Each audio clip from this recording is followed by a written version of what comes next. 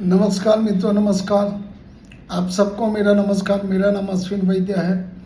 आज मैं आपको एक अच्छी रचना सुनाने जा रहा हूँ।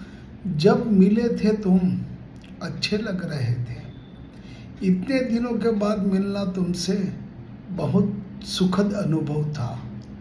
काश काश मुलाकातों का दौर यूं ही चलता रहता। काश मुलाकातों का दौर यूं ही चलता रहता।